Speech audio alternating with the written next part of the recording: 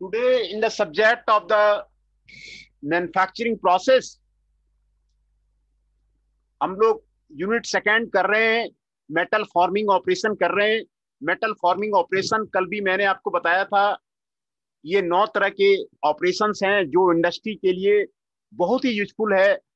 Industry में इसका applications काफी है।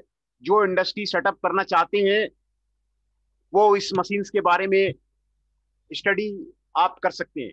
तो इसमें कल ओपन डाई फोर्जिंग का हम लोगों ने इस बारे में डिस्कस किया था। आज जो है क्लोज डाई फोर्जिंग के बारे में हम लोग स्टडी करेंगे। क्लोज डाई फोर्जिंग आपको यहाँ पर आपको दिखाया गया है, जैसे कि नाम बता रहा है। इसका डाई आपको क्लोज होता है। डाई आपको क्लोज होता है। ये आपको 3 स्टेज में आपको दिखाया गया है। ये आपको स्टार्टिंग स्टेज है, दूसरा इंटरमीडिएट स्टेज है और तीसरा फाइनल स्टेज है विथ फ्लैश, जिसमें कि आपको फाइनल स्टेज में फ्लैश का फॉर्मेशन होता है। इंटरमीडिएट स्टेज तक में आपको फ्लैश का फॉर्मेशन आपको नहीं होता है। तो इसमें फोर्स देते हैं, फोर्स से आपको यहाँ पर प्रेशर देते हैं। ये आपको स्टार्टिंग है। आपको डायमीटर, आपको कल भी मैंने आपको बताया था कि डायमीटर इसका जो है इंक्रीज करता है। हाइट आपका इसको इसका जो है आपको रिड्यूस करता है, हाइट रिड्यूस करता है। तो इंटरमीडिएट स्टेज में आपका डायमीटर बढ़ गया है, हाइट रिड्यूस कर गया है और तीसरे स्टेज में आपको फ्लैश का फॉर्मेशन हो गया है ना। ये आपको लोअर डाई है, ये आपको अपर डाई है। ये आपको क्लोज डाई फोर्जिंग है ना। ये क्लोज डाई फोर्जिंग का आपको ऑपरेशन है। इसका जो डिफिनेशन है ना, इसको इंप्रेशन डाई फोर्जिंग भी बोलते हैं। इसको इंप्रेशन डाई फोर्जिंग भी बोलते हैं। इसमें आपको इंप्रेशन जो है आपको वर्कपीस पे आपको फॉर्मिंग प्रोसेस में आपको इंप्रेशन दिया जाता है ना। इन द इंटरमीडिएट स्टेज में आपको इनिशियल बिलेट आपको पार्शियली आपको बल्ब शेप में आपको कन्वर्ट हो जाता है। ये आपको स्टार्टिंग स्टेज है। इंटरमीडिएट स्टेज में आपको बल्ब शेप में आपको आपको फॉर्म हो जाता है। एंड फाइनल स्टेज में आपको जो इंप्रेशन है, डाई का जो इंप्रेशन है वो फुल्ली फॉर्म हो जाता है बिलेट पे, है ना। एंड और फ्लैश का भी जो है आपको फॉर्मेशन हो जाता है। तो ये आपको 3 स्टेज आपको क्लोज डाई फोर्जिंग का आपको दिखाया गया है। In the multi stage operation separate die cavity are required in the shape changes, है ना। अगर मल्टी स्टेज ऑपरेशन में लेंगे तो सेपरेट डाई कैविटी लेंगे and in stage uniform of the property, और आपको आपको यहाँ पर आपको दिया हुआ है। ये आपको क्लोज डाई फोर्जिंग है, जिसके बारे में आपको यहाँ पर आपको बताया गया। जो फार्मूला ओपन डाई फोर्जिंग में फोर्स के लिए आपको लग रहा था, वही फार्मूला फोर्स के लिए क्लोज डाई फोर्जिंग में आपको लगेगा। और उसका जो एफ, जो maximum force power for the motor निकालने के लिए, मोटर में कितना पावर लगेगा, मोटर में कितना फोर्स लगेगा, ये फार्मूला आपको दिया हुआ है ना। K F is the forging shape factor, rho rho F is the flow stress of the material and A is the projected area of the part included the flash. A आपको projected area है आपको including the flash. F is the maximum force है। ये आपको F के F rho F A आपको यहाँ पर आपको आपको दिया हुआ है ना। और जो के एफ का वैल्यू है आपको, जो फोर्जिंग शेप फैक्टर है वो आपको इंप्रेशन डाई फोर्जिंग में सिंपल शेप के लिए 6.0 है, कॉम्प्लेक्स शेप के लिए 8.0 है, वेरी कॉम्प्लेक्स शेप के लिए 10.0 है। फ्लैशलेस फोर्जिंग में आपको 6.0 है। ये आपको यहाँ पर आपको के एफ का वैल्यू आपको दिया हुआ है। इससे फोर्स जो है आप इसमें आप निकाल सकते हैं, है ना। ये आपको फोर्स का फॉर्मूला है। आप जो फोर्स है वो कितना उसमें लगेगा आप उसमें निकाल सकते हैं। इसमें आपको इंप्रेशन डाई फोर्जिंग में आपको फ्लैश तो बनता ही बनता है। फ्लैश बनने के कारण जो है आपको जो एक्यूरेसी अचीव करने के लिए आपको मशीनिंग करना पड़ता है। मशीनिंग करके वो फ्लैश को आपको हटाया जाता है ना, और फाइनल प्रिसीजन आपको किया जाता है। In improve the efficiency of the close die freezing, precision die forging was developed that can produce the forging with the section more complex geometry, close tolerances and elimination of the machining elements, है ना। ये आपको precision forcing, आपको ये आपको close die forging के बारे में आपको ये था। ना come to the flashless forging. Flashless forging का कल डिफिनेशंस मैंने बताया हुआ था। मोर डिटेल में जानने के लिए ये आपको फ्लैशलेस फोर्जिंग आपको 3 स्टेज में आपको दिखाया जा रहा है ना। ये आपको डाई है, ये आपको पंच है, ये आपको फोर्स है, ये आपको फिनिश पार्ट है, ये आपको स्टार्टिंग वर्क पार्ट है, ये आपको इंटरमीडिएट स्टेज है, ये आपको फाइनल स्टेज है। In flashless forging, most important is that the workpiece volume must be equal and space in the die cavity with a very close tolerances. In the starting, billet size is the too large, है ना। तो ये आपको फ्लैशलेस forging है जिसके बारे में आपको यहाँ पर आपको दिखाया जाता है। और ये जो आपका फ्लैशलेस फोर्जिंग है, कई material aluminium, magnesium and other क्वानिंग के एप्लीकेशन के लिए आपको जो है आपको यूज किया जाता है ना। ये आपको फ्लैशलेस फोर्जिंग है ना। Now there is a little flow of the metal in the quanning, the pressure required to reproduce the surface details in the die cavity, यहाँ पर आपको फिनिश पार्ट आपको यहाँ पर आपको दिखाया गया है ना। ये आपको इंप्रेशन फोर्जिंग ऑपरेशन आपको यहाँ पर आपको दिखाया गया। ये आपको पंच है, ये आपको स्टार्टिंग ब्लैंक है, ये स्टार्टिंग ऑफ द साइकिल है, ये आपको फुल्ली कंप्रेस्ड है, ये आपको रैम प्रेशर है, ये आपको फाइनल पार्ट आपको फिनिश पार्ट आपको यहाँ पर आपको बना हुआ है ना। ये आपको फाइनल पार्ट आपको यहाँ पर आपको बना हुआ है। जिस तरह का आपको शेप चाहिए उस तरह का पंच में आप शेप बना दीजिए, डाई में उस तरह का शेप बना दीजिए, है ना। स्टार्टिंग ब्लैंक आप यहाँ पे रख दीजिए, स्टार्टिंग ब्लैंक आप यहाँ पे रख दीजिए। और ये फ्लैशलेस में ये साइड में आपको कवर प्लेट आपको लगा हुआ रहता है जिससे कि फ्लैश नहीं बनता है। ये आपको यहाँ पर देखिए फाइनल फिनिश प्रोडक्ट आपको फ्लैशलेस फोर्जिंग आपको दिखा रहा है। जिस तरह का भी शेप चाहिए उस तरह का शेप आप यहाँ पर बना दीजिए, है ना। जिस तरह का भी आप शेप चाहिए ये आप बना दीजिए। ये आपको फ्लैशलेस फोर्जिंग है ना। अगला आपको फोर्जिंग हैमर है। Forging hammer, what are the different types of the forging hammer are there. ये आपको ड्रॉप हैमर्स का आपको फिगर आपको यहाँ पे बताया जा रहा है। ड्रॉप हैमर्स फोर्जिंग जो ऑपरेशन है उसमें हैमर्स यूज होता है आपको प्रेशर देने के लिए। ये आपको यहाँ पर आपको दिखाया जा रहा है। ये नीचे वाला पार्ट का नाम एनविल है, ये आपको रैम है, ये आपको फ्रेम है, ये आपको पिस्टन रोड है, ये आपको हेड है कंटेनिंग द सिलेंडर। ये आपको ड्रॉप हैमर्स, ये आपको ड्रॉप हैमर्स है ना। तो हैमर्स का काम applying on the impact load on the workpiece, workpiece में फोर्स अप्लाई करने के लिए आपको यूज किया जाता है। और ये इंपैक्ट एनर्जी यूज करता है, इंपैक्ट एनर्जी करके आपको प्रेशर देता है आपको वर्कपीस में, है ना। जब अपर डाई आपको वर्कपीस पे स्ट्राइक करता है तो impact energy causes to part to take the form of the die cavity, die cavity का आपको फॉर्म बनाता है, डिजायर्ड शेप आपको बनाता है। Drop hammers are classified at the gravity drop hammers, power drop hammers. आपको 2 तरह का ड्रॉप हैमर्स आपको दिखाया गया है, gravity drop hammers and power drop hammers. 2 तरह का हैमर्स आपको इसमें होता है। ग्रेविटी में ये वेट के कारण खुद ही रैम आपको नीचे आता है ना। उसको ऊंचा हाइट पे रखा जाता है और ऊंचा हाइट पे आपको नीचे वेट के कारण, रैम ऑफ द वेट के कारण वो आपको नीचे आपको ड्रॉप कर दिया जाता है। और पावर ड्रॉप हैमर में ये आपको रैम को एक्सेलरेट किया जाता है प्रेशराइज्ड एयर से या फिर स्टीम से। इसको पावर ड्रॉप हैमर्स बोलते हैं।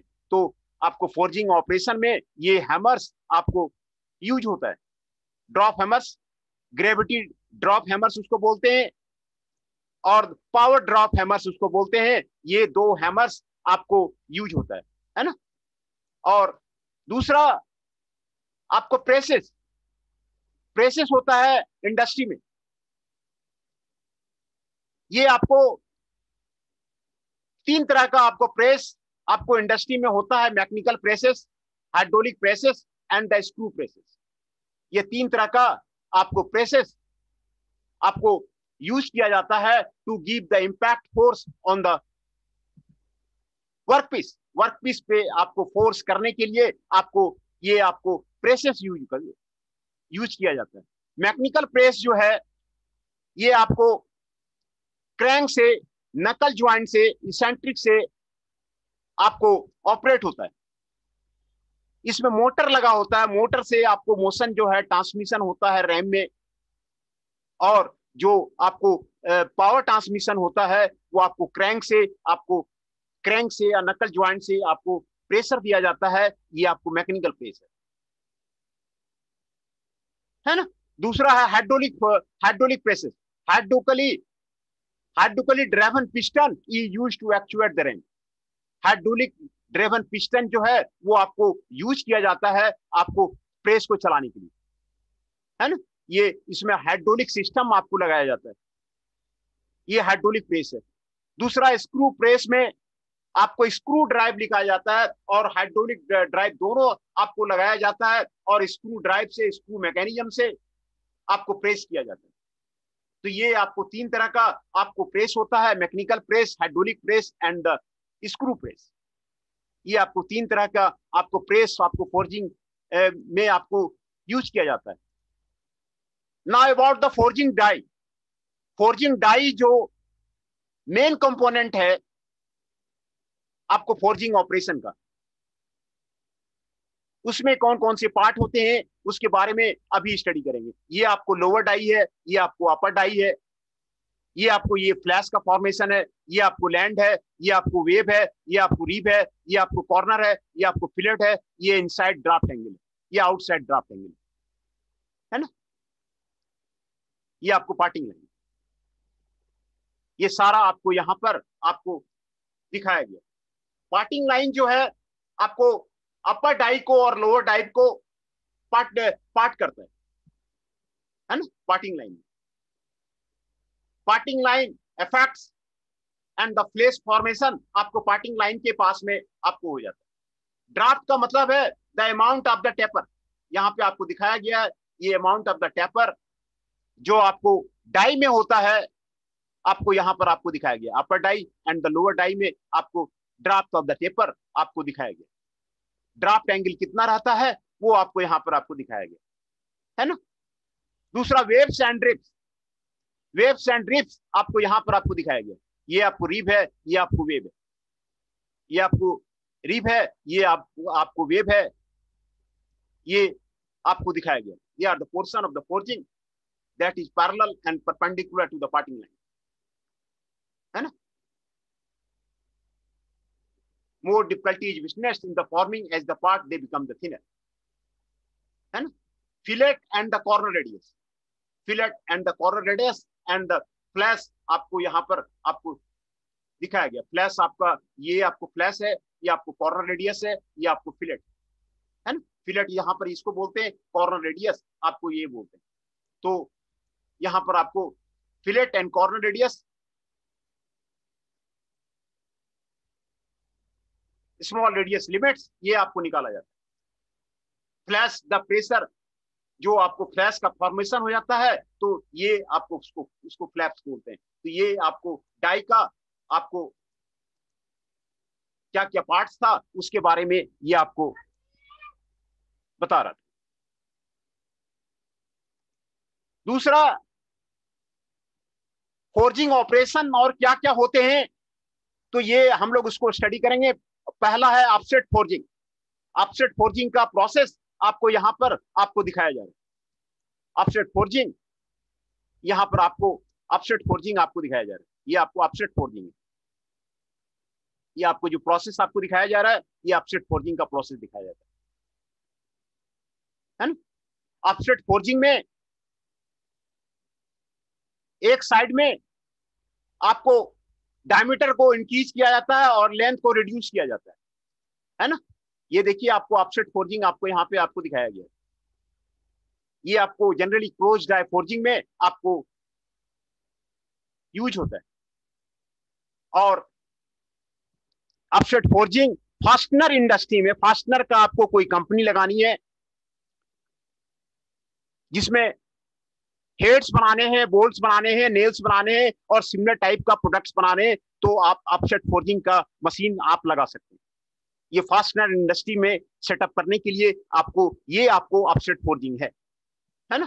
तो ऑफसेट फोर्जिंग का ऑपरेशन आपको यहाँ पर आपको दिखाया गया है। ये आपको फीडिंग ऑफ द वर्कपीस है। वर्कपीस यहाँ पे वायर स्टॉक यहाँ पर आपको लाया गया, ये स्टॉप है, यहाँ पे रोका गया। फिर रोकने के बाद आपको दूसरे स्टेप में ये दोनों डाई और पंच को प्रेशर दे करके क्लोज कर देते हैं। और तीसरे स्टेज में आप यहां पर प्रेशर देते हैं, ये यहां पर, एंड चौथे स्टेज में ये आपको फाइनल फोर्जिंग ऑपरेशन आपको कंप्लीट हो जाता है। ये फास्टनर इंडस्ट्री में आपको इस तरह के ऑपरेशन ज्यादा होते हैं। आपको फास्टनर इंडस्ट्री लगाना है तो ये ऑपरेशन आपको होते हैं, जिसमें हेड्स और नेल्स और द बोल्ट्स आपको बनता है ना। ये आपको 4 स्टेज आपको ऑफसेट फोर्जिंग का आपको यहाँ पर आपको दिखाया गया है ना। ये 4 स्टेजेज होते हैं ऑफसेट फोर्जिंग का। पहला स्टेज में आप वायर स्टॉक को अंदर ले गए, स्टॉप से यहाँ रोके। दूसरे स्टेज में इन दोनों को क्लोज किया। और तीसरे स्टेज में यहाँ आप जो है पंच से प्रेशर दिया गया, पंच से प्रेशर दिया गया। और चौथे स्टेज में आपको यहाँ पर आपको आपको आपको कंप्लीट हो गया।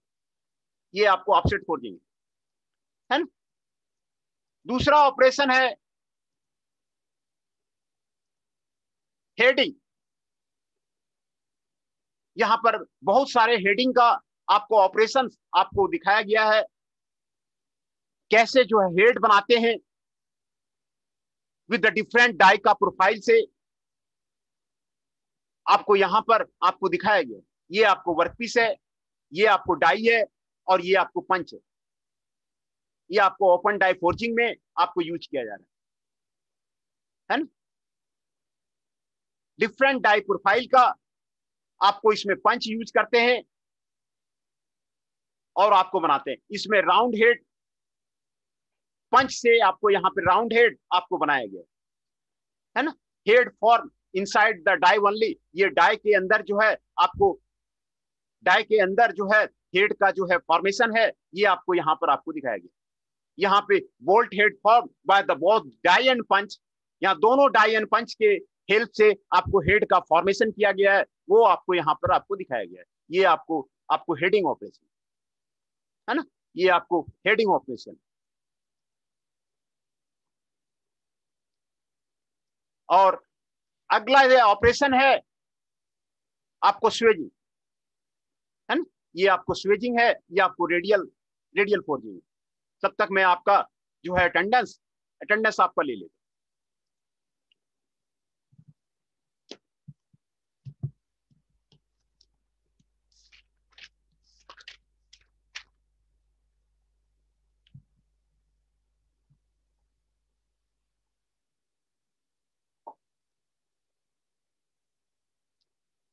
अमन कुशवाहा जी 5, अमन सिंह जी 6,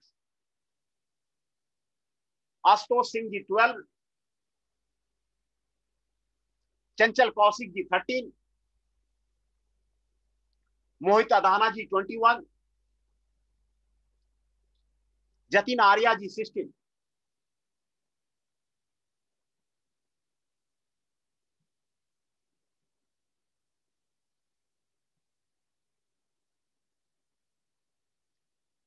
तो आज जो जो प्रेजेंट है, और तुषार कनौजिया जी भी ज्वाइन कर रहे हैं। तुषार कनौजिया जी प्रेजेंट। तो मैं आपको प्रेजेंट बता देता हूं। तुषार कनौजिया जी प्रेजेंट, जतिन आर्या जी प्रेजेंट, मोहित अधाना जी प्रेजेंट, चंचल Kaushik ji present, Ashutosh Singh ji present, Aman Singh ji present, अमन कुशवाहा जी प्रेजेंट है ना। ये सारे स्टूडेंट्स आज जो है प्रेजेंट। तो हम लोग स्वेजिंग का बात कर रहे थे। ये आपको स्वेजिंग का ऑपरेशन आपको दिखाया गया है ना, ये आपको स्वेजिंग दिखाया गया, ये आपको स्वेजिंग का जो है ना प्रोडक्ट दिखाया गया। ये सारे स्वेजिंग का प्रोडक्ट है, ये स्वेजिंग का जो है आपको आपको प्रोडक्ट है। तो दो तरह का स्वेजिंग होता है आपको, ये आपको रेडियल फोर्जिंग है ना, रेडियल फोर्जिंग ऑपरेशन। देखिए आपको यहां पर आपको दिखाया गया है ना, ये आपको फाइनल डायमीटर बनता है, ये स्टार्टिंग डायमीटर है, और ये वर्कपीस है, और ये आपको डाई है, और ये आपको ऊपर नीचे आपको जाता है, यहां से फिट होता है, और ये आपको रोटेट करता है ना, रोटेट करता है। ये आपको to reduce the diameter of the tube, tube का डायमीटर को रिड्यूस करने के लिए यूज किया जाता है।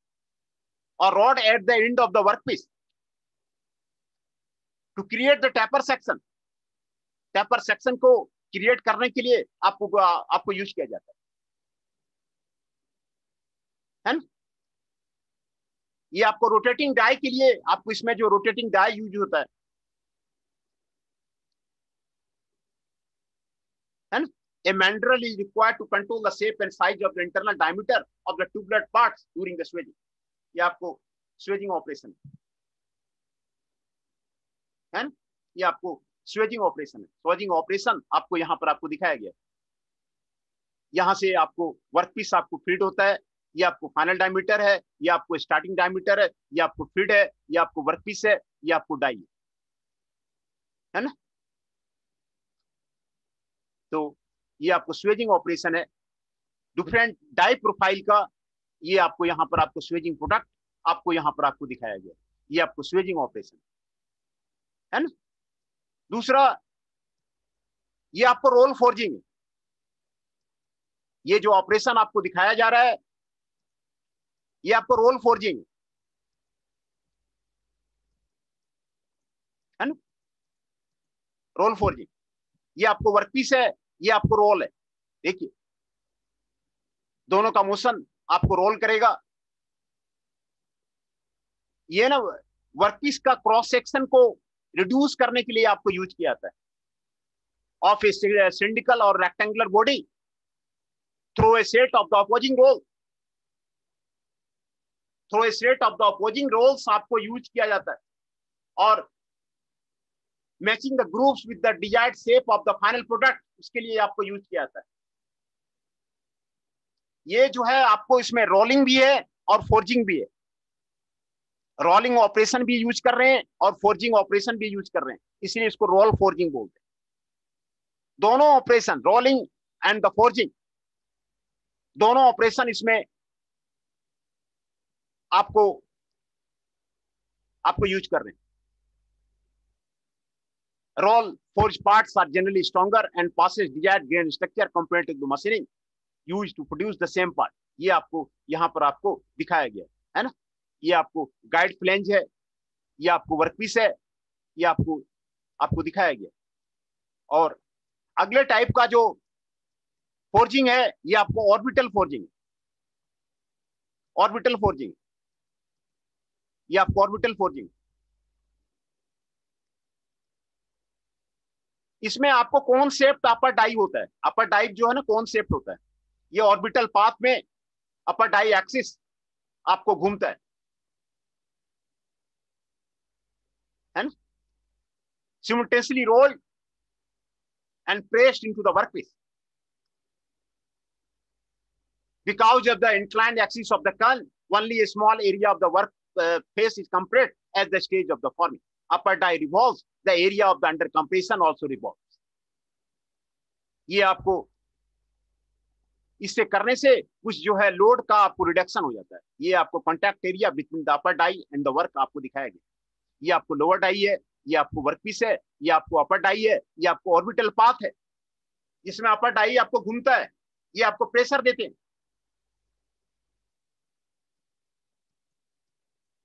है ना। ऑर्बिटल फोर्जिंग आपको यहां पर आपको बताया जा रहा है, ये आपको ऑर्बिटल फोर्जिंग, ये आपको ऑर्बिटल फोर्जिंग है, यहाँ पर आपको ये आपको घूमता है ना। दूसरा ऑपरेशन आपको आइसोथर्मल फोर्जिंग है। इसमें आपको वर्कपीस को हायर टेम्परेचर पे आपको रखा जाता है और फोर्जिंग डाई को भी आपको हायर टेम्परेचर पे आपको रखा जाता है, तो इसको आइसोथर्मल फोर्जिंग बोलते हैं।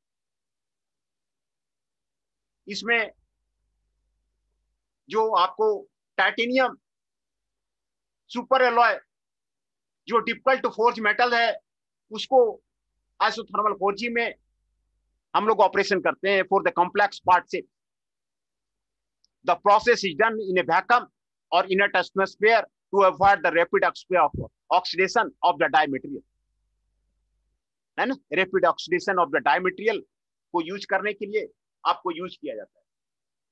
तो ये आपको आइसोथर्मल फोर्जिंग, ये आपको आइसोथर्मल फोर्जिंग है। इसमें आपको टेम्परेचर आपको ज्यादा रखा जाता है ना, टेम्परेचर आपको ज्यादा रखा जाता है। दूसरा अगला ऑपरेशन आपको एक्सट्रूजन है। तो आज यहीं तक रहने देते हैं, ये यही आप समझिए, अच्छी तरह समझिए फोर्जिंग को ही आप अच्छी तरह समझिए। फोर्जिंग के कई ऑपरेशंस मैंने आपको बता दिए हैं। आप फोर्जिंग का बारे में आप इसको क्लियर कीजिए।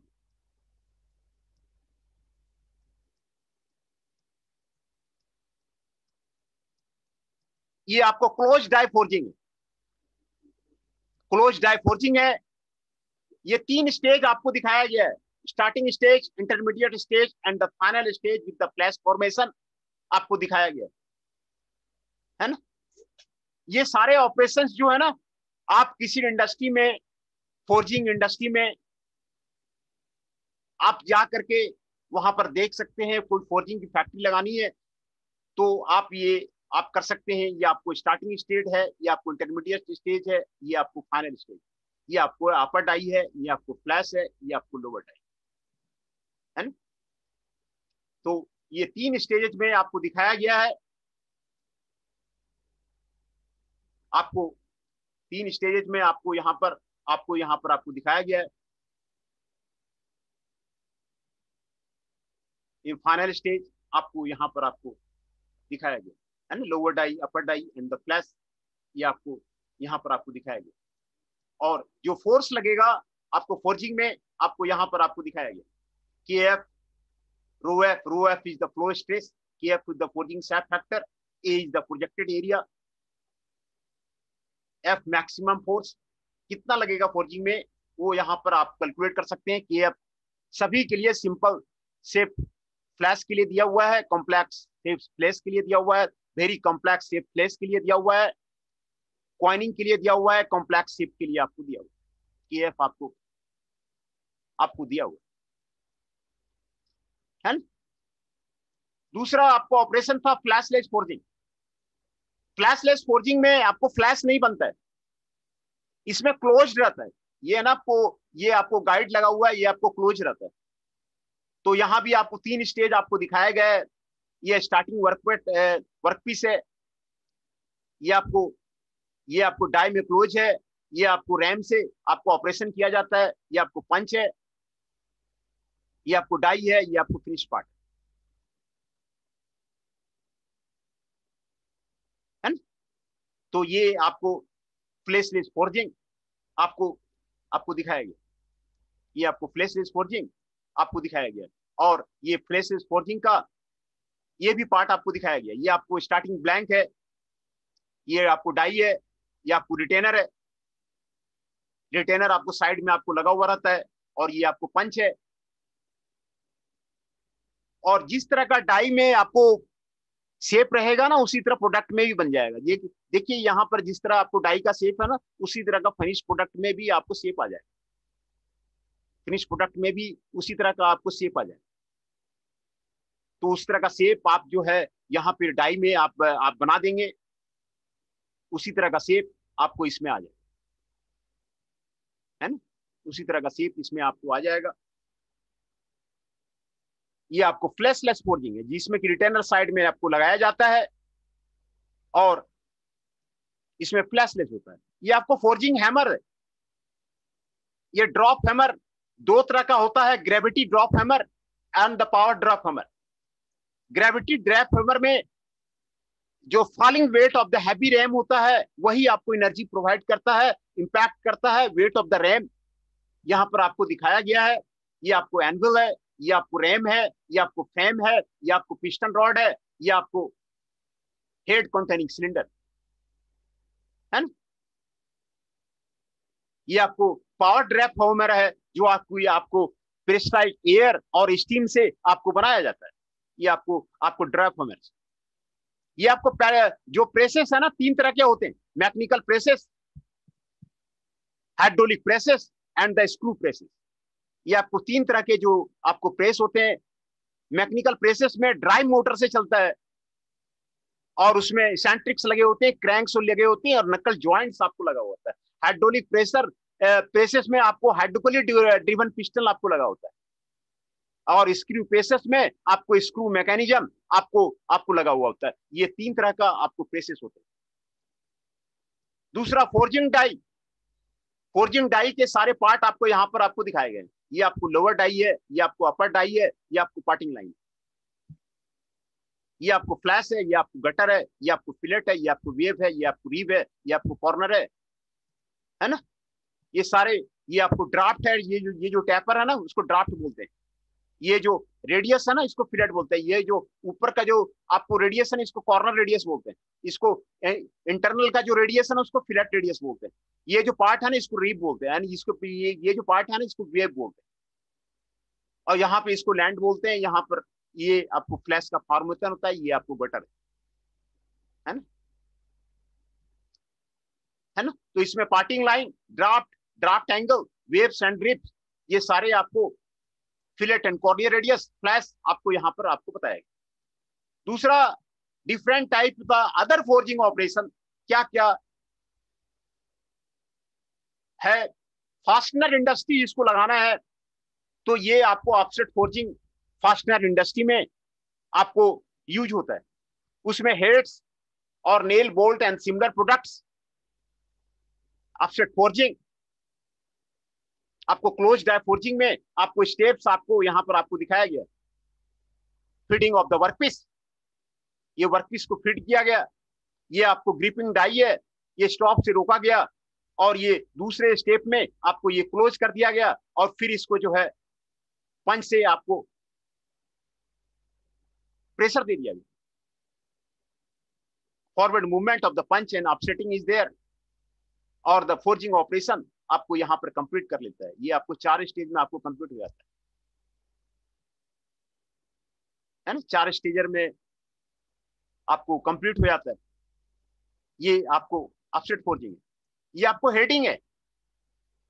हेडिंग में आपको हेड्स बनाए जाते हैं, डिफरेंट हेड्स डाई प्रोफाइल के आपको बनाए जाते हैं, है ना। ये आपको वायर स्टॉक और दिखाया गया, ये आपको डाई है और पंच से आपको हेड बनाया जा रहा है। ये ओपन डाई फोर्जिंग में बनाए जाते हैं। ये राउंड हेड आपको ये फॉर्म किया जाता है और ये आपको इनसाइड डाई आपको बनाया जाता है। ये bolt head form by the both die and punch. इसमें दोनों डाई और पंच से आपको बनाया जाता है। बोल्ट हेड आपको बनाया जाता है, बोथ डाई एंड पंच। इसमें हेड फॉर्म किया जाता है इनसाइड द डाई ओनली। ये आपको different types of the head आपको किस तरह फोर्जिंग में बनता है वो आपको दिखाया गया। और ये आपको स्वेजिंग ऑपरेशन है। स्वेजिंग ऑपरेशन में आपको ट्यूब डायमीटर और रॉड का डायमीटर टैपर किया जाता है ना। कैसे टैपर किया जा रहा है स्वेजिंग में वो आपको यहाँ पे आपको दिखाया जा रहा है। ये जो है आपको डाई है और ये आपको वर्कपीस है जो आपको रोटेट करता है। देखिए रोटेट करता है। ये आपको यहाँ से स्टार्टिंग डायमीटर है, ये आपको फाइनल डायमीटर है। डायमीटर को टैपर करते हैं, इसमें फिट इधर से देते हैं डायमीटर आपको टेपर हो जाता है। Different products of the swaging आपको यहाँ पर आपको दिखाया गया है ना, एक प्रोडक्ट, दो प्रोडक्ट, ये स्वेजिंग आपको यहाँ पर आपको दिखाया गया है ना। इसमें आपको ग्रुप बनाया गया है, ये सिलेंडर का, ये बहुत ही खूबसूरत ऑपरेशन है आपको फोर्जिंग का। अगला ऑपरेशन है रोल फोर्जिंग। रोल फोर्जिंग में रोलिंग भी होता है, फोर्जिंग भी होता है। ये बहुत ऑपरेशन आपको कंबाइन करता है, रोलिंग को भी कंबाइन करता है और फोर्जिंग को भी कंबाइन करता है, इसीलिए इसको बोलते हैं रोल फोर्जिंग, है ना। इसमें आपको reduce the cross section of the cylindrical और द रेक्टेंगुलर बॉडी का, ये आपको रिड्यूस किया जाता है depending on the upon the amount of the deformation. The roll rotates, roll इसमें रोटेट करता है। Roll forge parts are the generally stronger and the possess the desired grain structure compared to the matching machining that might use to produce the same part. ये आपको role forging, ये आपको दिखाया गया, ये आपको साइड व्यू दिखाया गया, ये आपको वर्कपीस दिखाया गया, ये आपको रोल फोर्जिंग आपको दिखाया गया। ये आपको ऑर्बिटल फोर्जिंग है ना। ऑर्बिटल फोर्जिंग में जो अपर डाई है ना, ऑर्बिटल पाथ में घूमता है। अपर डायक्सिस आपको ऑर्बिटल पाथ में आपको घूमता है। इसमें जो एक्सिस होता है वो कोन का इंक्लाइंड रहता है। Only a small area of the work surface is compressed at any stage of the forming. As the upper die resolves, the area under compression also resolves. है ना। तो ये आपको ऑर्बिटल फोर्जिंग, और इसमें आपको सिमल्टेनियसली रोलिंग किया जाता है, pressed in the work, this work is supported on a lower die, आपको सपोर्ट किया जाता है। ये आपको ये लोअर डाई दिखाया गया है, ये आपको अपर डाई दिखाया गया है, और ये आपको वर्कपीस आपको दिखाया गया, ये आपको फोर्स यहाँ पर आपको दिखाया गया। Contact area between the upper die and the work आपको यहाँ पर आपको दिखाया गया। ये देखिए जो डाई है ना, ये अपर डाई, ये आपको अपर डाई का यहाँ पर आपको दिखाया गया। अपर डाई आपको यहाँ पर आपको दिखाया गया। तो ये आपको ऑर्बिटल फोर्जिंग है। ऑर्बिटल फोर्जिंग है, इसमें ऑर्बिट में घूमता है। जो अपर डाई है वो आपको कोन का है, कोन का शेप रहता है, और ऑर्बिटल में आपको घूमता है। और तीसरा जो है आपको लास्ट जो है आइसोथर्मल फोर्जिंग है। आइसोथर्मल फोर्जिंग में जो वर्कपीस का जो टेम्परेचर है ना, वो एलिवेटेड रखा जाता है, ऊपर रखा जाता है ड्यूरिंग द फॉर्मिंग प्रोसेस। इसमें एलिवेटेड टेम्परेचर पे काम होता है, हाइयर टेम्परेचर पे काम होता है। और ये जो आपको आइसोथर्मल फोर्जिंग है, जो डिफिकल्ट टू फोर्ज मेटल है, जो कॉन्वेंशनल फोर्जिंग से डिफिकल्ट है, जैसे super alloy, titanium, complex part, वो आपको आइसोथर्मल फोर्जिंग से आपको किया जाता है। ये जो आइसोथर्मल फोर्जिंग है, ये आपको इनर्ट एटमॉस्फेयर में किया जाता है, जिससे कि आपका oxidation of the die material का आपका नहीं हो, है ना। डाई मटेरियल आपका ऑक्सीडेशन नहीं हो, ये आपको आइसोथर्मल फोर्जिंग।